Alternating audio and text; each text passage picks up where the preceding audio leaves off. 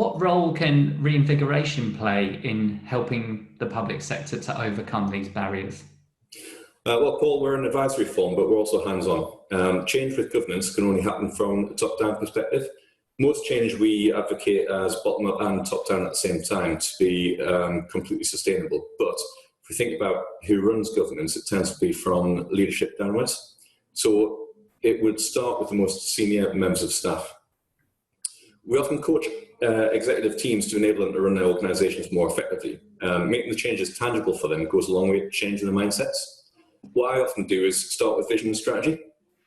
So where I help the executive team to compare every project they do against their current strategy. Now, what we end up doing is canning anything that's not related to the success of the strategy. And what I can do is reinvest all of that capital expenditure, all the project revenue that's going into all of these projects that aren't really achieving what the organisation is setting out to do. It also frees out all of the resources that are working on those projects to be reinvested into more meaningful projects that can and will achieve the strategy. So the millions that are saved can often be staggering. One private sector organisation, we end up saving 30 million every year to be reinvested. Similar levels we've helped public sector clients achieve. Now, reviewing the governance processes is just one of the steps that we take in that. We try a new mechanism that is faster and it places the emphasis on local expertise to own decisions on a delegated basis.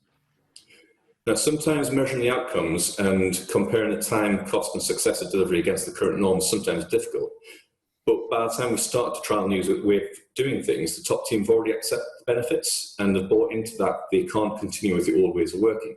Some of these decisions that are delegated have real lasting benefit to customers. The business decisions are really, really clear and crisp. And it's because they've trusted those managers to make the right choice within a framework that's been provided from the top. And we're not saying that we've got a bunch of different people running off in different directions. We need to have the environment and the capability set up for these people to be successful in. But that's when change can really begin. That's really helpful, Graham. Thank you. And thank you very much for your time today. We really appreciate joining us for this webinar. I'm delighted to say Reinvigoration are one of a number of suppliers that can be accessed via Bloom through the NEPRO 3 framework. Please do get in touch if you want to hear more about the services that Bloom and also Reinvigoration can offer. Thank you for your time. Thanks, Paul. Thanks, Graham.